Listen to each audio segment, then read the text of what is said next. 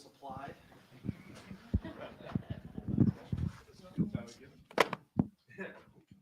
All right, we'll start with a brief opening, and then we'll open it up for some questions.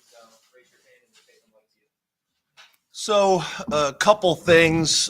Obviously, the first thing is, the Super Bowl and Saquon's success and Jahan's success and Tariq Castro Fields. Really cool to be a part of this journey with these guys. All the way back from when we recruited them. So to see them having that type of success on that stage, really cool. So congratulations to those guys. Kind of went back and forth with some text messages with all of them. And then obviously, this time of year, we're busy. Obviously, we've gotten back into the weight room. I think we talked about this before. The players had about 2 weeks off after the season, long season. So I had 2 weeks off. We're getting back into workouts now. We'll get ready to get started with winter workouts here pretty soon, which is our morning mat workouts. I think most of you guys know that. We typically have anywhere between 8 to 10. Again, based on the schedule, we'll probably have 6 of those this year. We have to make modifications based on the calendar and how long we played into the season. And then obviously the reason the room is probably full is also very, very busy with getting Coach Knowles and our defensive staff. Got a ton of work to do, very similar to what we did on offense, spending a bunch of time going through what we've done, what they have done, kind of side by side. Our 5-man pressures. Here's our 5-man pressures. There's their 5-man pressures. This is what we did. This is what they did. This is how they called it. This is how we've called it. And it's a painstaking process, but I think also really, really valuable. So doing that right now, which takes a ton of time.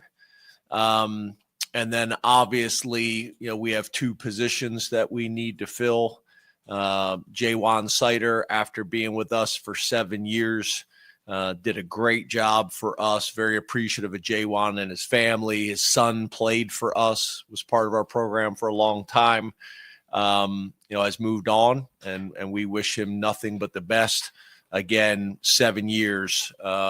In some ways, it's a shame that in college football, that's a long time. But gave our program and our community 7 years and did a really good job for us. So we're appreciative of that.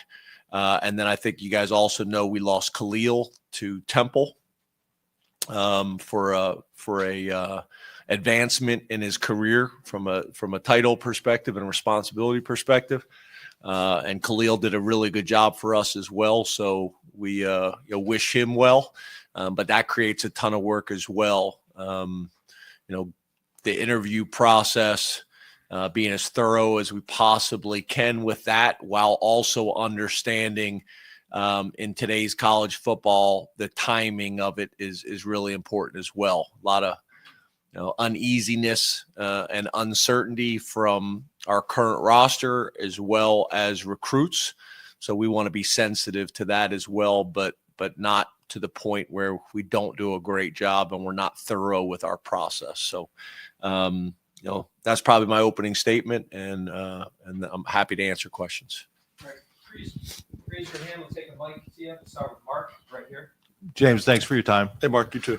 Can you speak to the time, effort, and financial commitment that went into hiring Jim Knowles, and what made him the right guy for the position?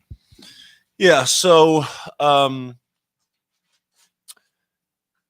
time, it happened pretty quickly. What I think helped with this is we spoke a couple years back when the position was open. So that helped. We already had pretty good familiarity with each other. But we're able to start conversations, after the national championship game, obviously. And it went quickly. I will say this in defense to Jim, because I know he took some grief for this. Jim had all intentions of going to their national champion celebration. We did not have a deal yet. Even the day the deal was being announced by everybody that it was done, it was not done. I was concerned that it being announced may screw up our ability to get the deal done. But I didn't know. It was being reported everywhere that he was coming, and we didn't have a signed contract until way after that. And as you guys know, the amount of high-profile jobs that were open for defensive coordinator positions, you never truly know until the deal is done. In terms of the commitment, it's been phenomenal. It's been all you can ask for. I think really in the last 2 years, the commitment level has matched the expectations. And I think there's very few places in the country that can actually say that. So I'm very, very appreciative of that. Pat Kraft has been phenomenal, has been supportive. Neely Bendapudi has been unbelievably supportive.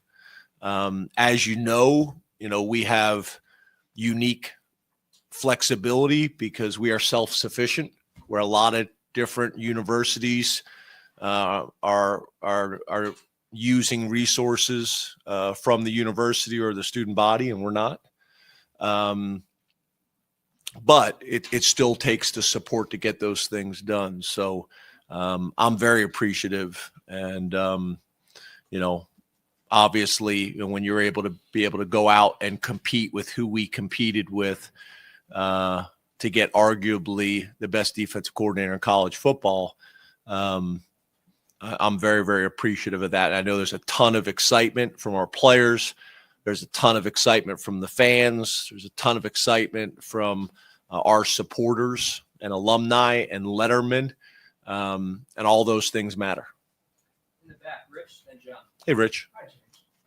To follow up on Mark's question, when Tom Allen told you he was leaving, at that point, what would you say the chances were of you getting a Jim Knowles?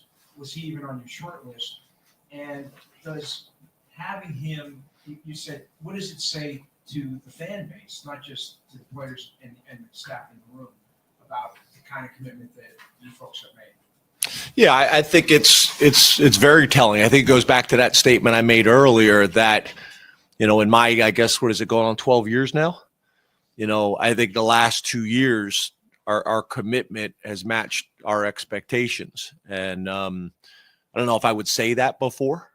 And I think Pat's been with us for 3 years. And the only reason I don't say 3 years is when you first get here that first year, you're figuring everything out. But yeah, I think to a passionate and hungry fan base, I think it speaks volumes. I think it speaks volumes. Oh, yes, sir. Yes, sir. Yeah. Yeah. So as you guys know, I always have a list ahead of time. Will Ryman does a really good job for us in that, where he'll bring names to me, I'll bring names to him. Whenever we hire a new staff member, I always ask them feedback about who's the best people you've worked with, where you came from, and those types of things. So we're constantly working on lists. But the thing that's interesting is, and we've talked about this before, when we lose somebody in any position, it's a painstaking process to fill the position. There's not as many qualified people out there as many as people may think. So going through that process and making sure we get the right person. What's great about being at a place like Penn State. I've been at places in my career where you have a dream list and they're not really realistic. Your dream list at Penn State is realistic, specifically now, with the support that we have. But again, it was a twisting and turning process. I think I got a call. I think it was 5:40 in the morning, 2 days after the national championship. And that's when I thought it may be real. It may have a chance. Before that, we hadn't had any communication.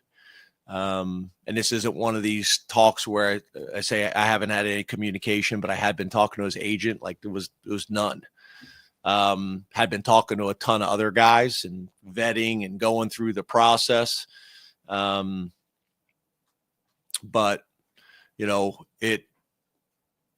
it's kind of a twisting and a winding deal. There's guys that you think you may be able to get and you can't.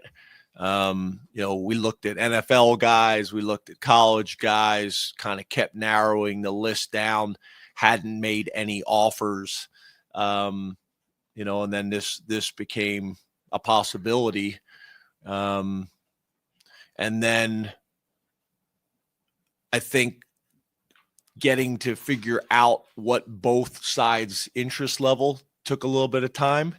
And then are you actually going to be able to get it done? And from our perspective, we knew what other jobs were open, some really good jobs. So that played a factor into it as well. But I would say he was on an initial list, but there's a lot of people on that list. Back, John. Hey, James, how are you? Good, John. How are you? Doing well. You mentioned there are not a lot of qualified candidates for these types of jobs. With the running backs job, what are you looking for in that kind of candidate? What do you want out of that candidate? And how does your timeline change with it being kind of late in the coaching carousel at this point? Yeah, I think that's one of the things that we're going to have a lot of conversations about as a staff as well. The NFL hiring process has really changed schools like Penn State, because what happens is you either lose a coach to the NFL very late in the process, and now you have to go hire someone who's probably already signed a contract, and that can become costly in terms of buyouts and things like that because it's so late in the process. All the best guys are typically tied up at that point, or an NFL coach an NFL team hires somebody else, and then they take your guy to fill their spot. In the old days, people didn't necessarily put buyouts in for NFL positions because you didn't want to ever act like you were prohibiting or making it more difficult for people to move professionally in terms of upward mobility. But I think the timing of it now makes those things even more challenging. It is very detrimental to lose people in your organization this late in the process. So I think all those things, need to be looked at and determined what's fair for both sides. But it's something that is very, very challenging. And, again, the timing is problematic. Did I answer your question? Yeah, I'm sorry. Yeah. So I think when you look about the qualities for a running backs coach, it's the same for all these positions. We got to go out and get the very best candidate we can. And again, there's a list that's probably not as deep as people think of candidates that can come to Penn State. And, in hiring, in my mind, it's about how are you going to get the return on your investment. And what I mean by that is there's some young guys that you can hire that are on an upward trajectory and are going to have really good careers, but you may not get the return on your investment until year 2.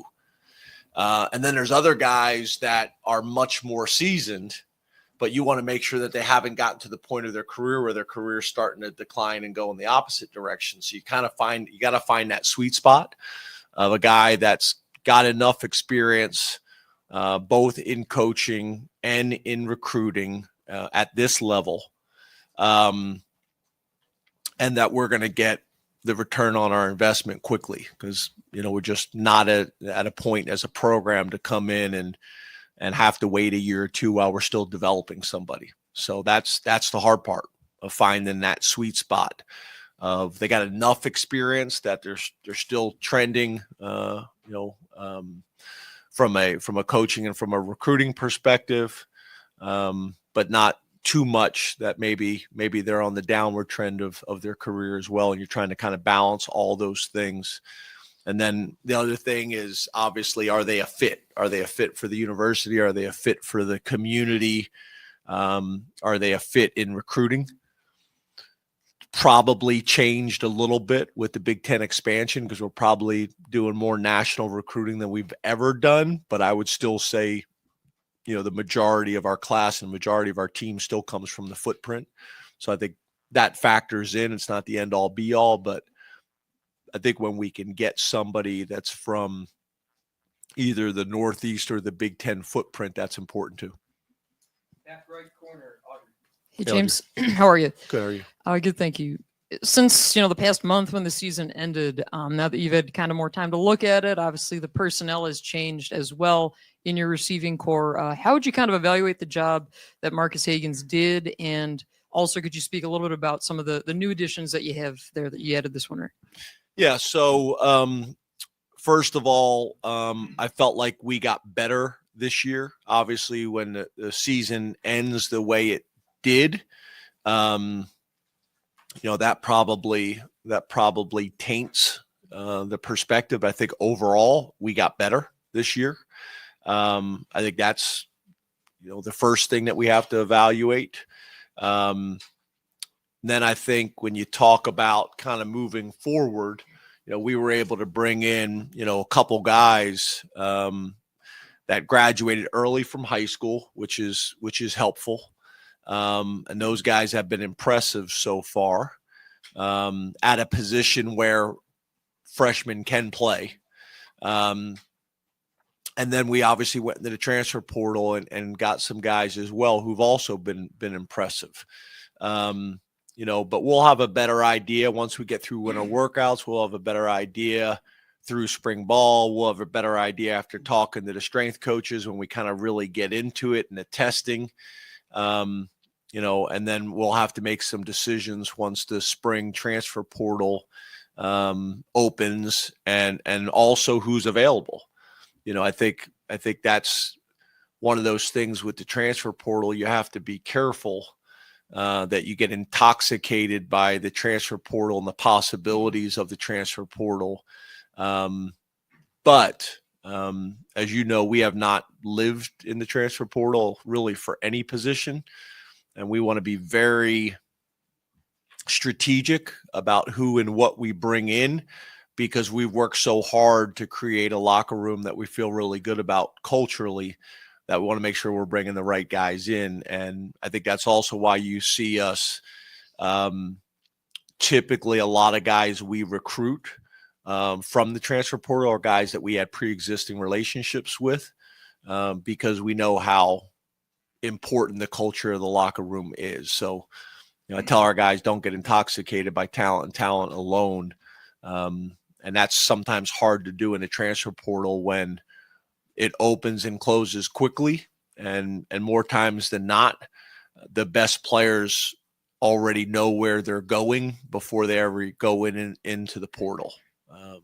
So that's what makes it, I think, so challenging and so problematic, because that's technically illegal. I shouldn't even say technically, but the reality is that that's what's happening. In the back, Andrew. Hey, Andrew. Hey, Coach. Throughout your tenure here, a lot of your positional coaches have been tied to you rather than a coordinator. So that being said, how much will Andy play what role will he play in the hiring of your new running back coach?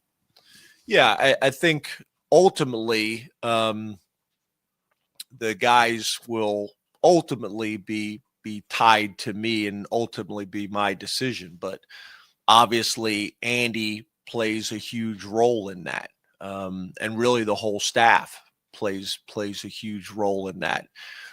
Again, back to the process. We're fortunate that we're able to hire, I wouldn't say pretty much anybody we want to, but we're able to really get a very strong list together that I would say most of the candidates we would be happy with hiring. So it's now trying to find the best one. Obviously I don't think we'll ever hire somebody that Andy's unhappy with or I'm unhappy with. It's somebody that we're both comfortable with and the staff is comfortable with. So these interviews, I'll pretty much narrow it down with Andy, but then they'll interview with the staff and everybody kind of has a vote. And I got my feeling, Andy's got his feeling, and then kind of what the entire staff feels. But, it's just like in recruiting or just like hiring. I want these coaches to come to Penn State and have a great experience and retire at Penn State, but that's not always the case. So I'm the guy that's going to be here, and I need to make sure that I'm comfortable with everybody we're bringing into the building. Front left, Bob.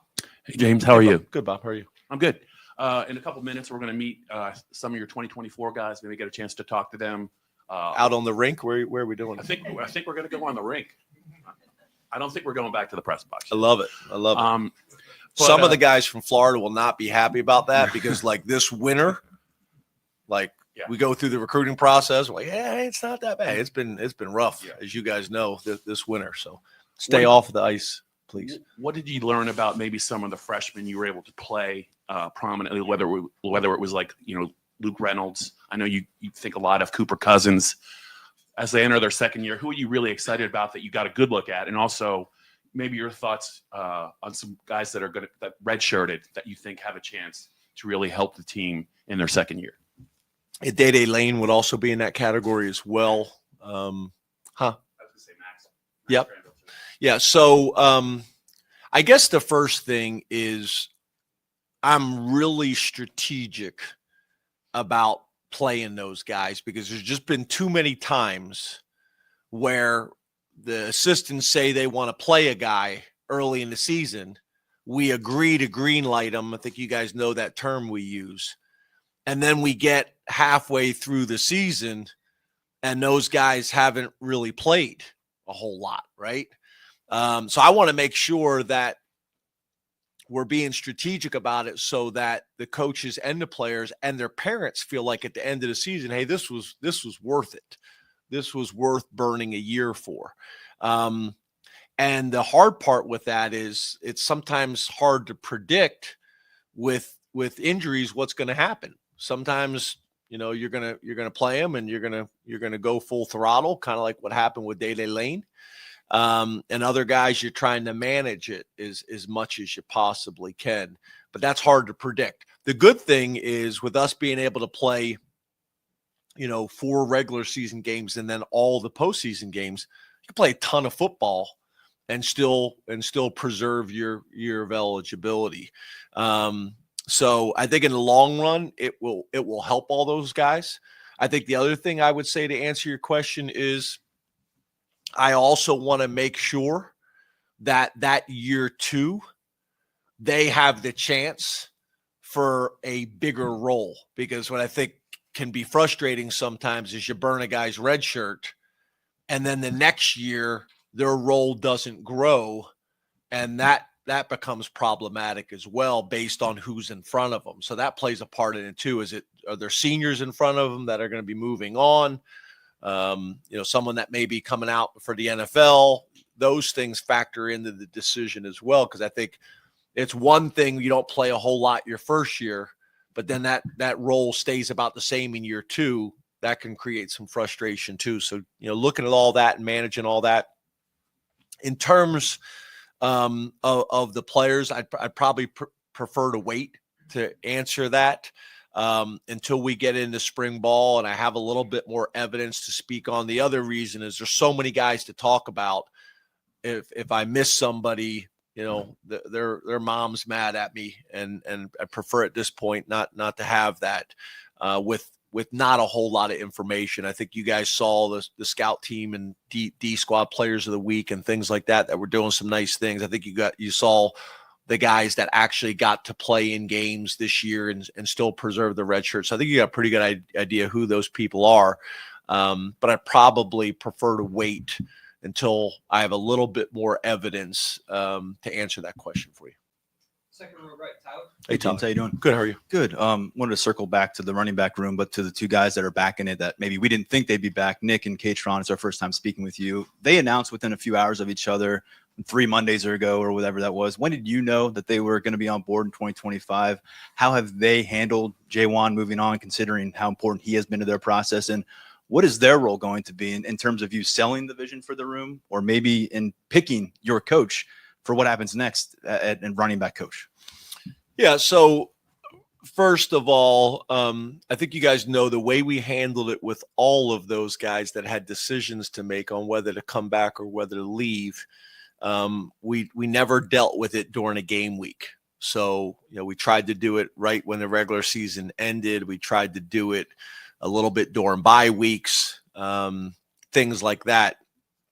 But whenever we weren't in a game week, a traditional game week, so I think maybe, the first playoff game, we had maybe 10 days or something like that. So we were able to use those first, 3 days or whatever it may be ahead of time to work through this. But it was a scramble, and then who do you meet with and when do you meet with them? And these guys over here, well, you haven't met with us yet. Well, we're kind of working through the roster and starting with obviously the oldest guys and the guys that had legitimate NFL decisions to make. But I wasn't sure how it was going to play out, because obviously it's not just us talking to them. The agents are talking to them as well. Everybody's providing information from the NFL. So I wasn't really sure. I thought there was a good chance early on that we would get one of them back, very similar to the Tyler and Theo situation last year. But then it started to look like we may be able to get them both back. With Nick, it was a little bit like a Olu situation where getting his degree, finishing what he started, taking a few more steps. I think that was a factor for him. And I think with Kaytron, to be honest with you, one of the most exciting things about Kaytron is Kaytron's never really had an off season. Every off season, he's had some injury that has really limited his off season development. So, with him really having his first off season where he's been healthy, I think he's really excited about what he can do. And I know we're really excited.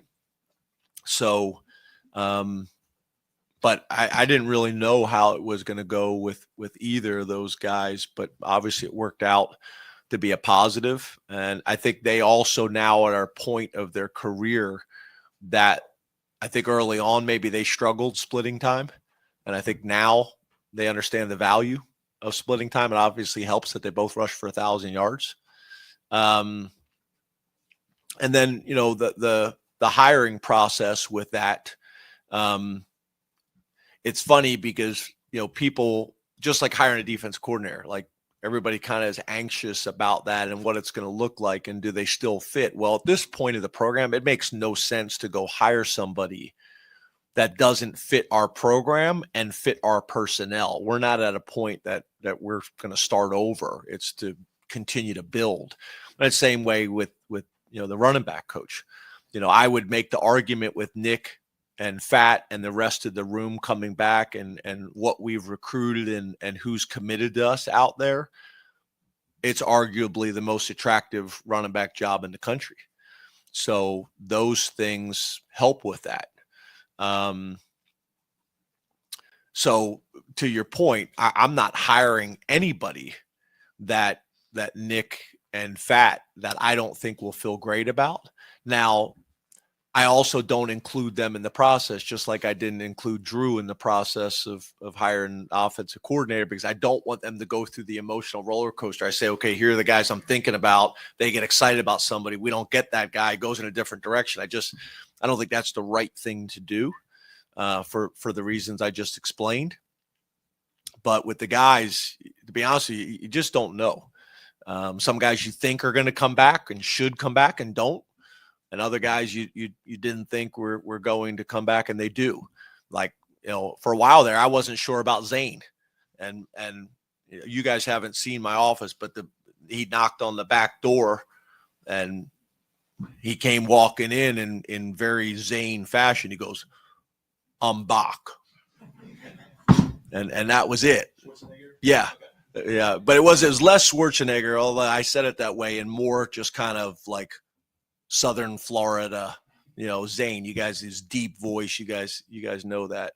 And he was with Dion. Dion seemed as shocked by it as I was. But I think that's also telling, right? When guys like Olu and the guys that we had come back this year, I think that speaks to the culture in the room, and I think that speaks to the development that they're getting, and the excitement about some of the things that we can do this year. So I think it's all those things. Front left, Pickle. Coach, you talked earlier about modifying winter workouts because of how long you played. So looking ahead to spring practice, anything you have to change either because of how long you played this past year or how long you might play in 2025? And then what challenges, if any, do you expect the portal being open during your spring practice could cause? Yeah, that's fun. Yeah. I guess the first thing I would say is this. I don't see us modifying spring ball a whole lot compared to what we have done in the past. I do see us making some modifications to the spring game. We will still have the spring game because I know what it means to this community and the hotels and the bars and the restaurants and the tailgating and all of it. We're working on that now. We may do some more events that we're still working through. I don't want to speak on them too early. I think the biggest modification that we will make is very similar to what we did with Tyler Warren and Olu, 2 years ago. Is we'll modify specific guys rather than modify the whole program, because to me, that's the hard part and that's the challenge, right? It's kind of like teaching. You're trying to teach a class and you got all this different ability within that class, and you got some people in the class that really need to be challenged at a very high level, and you got some people that just showed up that are entry level, and you're trying to reach all of them, which is challenging. And I think it's the same way with us. If we modify spring ball, then all these guys that are fighting for jobs and need to be evaluated and need to be developed, they're losing it and they need it. So for me, what I think we'll do is we'll modify specific players based on age, experience, reps that they had last year, reps that they've had over their career. Very similar to what we did late in the season in practice. There's some guys that still need a ton of reps, and there's some guys that still have to get better, but you limit them. So we'll do modifications based on my recommendation, the position coach's recommendation, the sports science, Andrew Nelson, Chuck Losey will kind of get together and say, okay, here are the guys. Now, obviously, with Coach Knowles here, that becomes challenging too, because they need reps within that. But there's ways of doing that, making sure the vets are getting all the jog through reps and things like that. So that'll be our approach. The spring game, we'll wait to talk about that in more detail so that myself, the coaches, the administration, everybody's on the same page. Because I think a lot of you guys know, at a place like Penn State, I locked my date in for the spring game a while ago because there's so many things at the university that are built around the game in terms of development, fundraising, all types of events that the university has. So we don't have a whole lot of flexibility there. Got time for one more. Neil on the right. Thank you, Greg. Neil, sorry, Neil, you James. didn't make the final Hey. cut. Oh, I Not did. qualified. Not qualified for a running back's job. Oh, well, then I better not ask two. Looking to bring a positive influence into the Lash building. Tough ending for Drew. How did he? I'm not going to get any response out of you. We have this playful Good to- banner. good to see you. Growing it. You too. Good to see you. It's like Yeah. painful, isn't it? You hate it. I was curious. How did he come out of the end emotionally and looking ahead, and what can be learned there?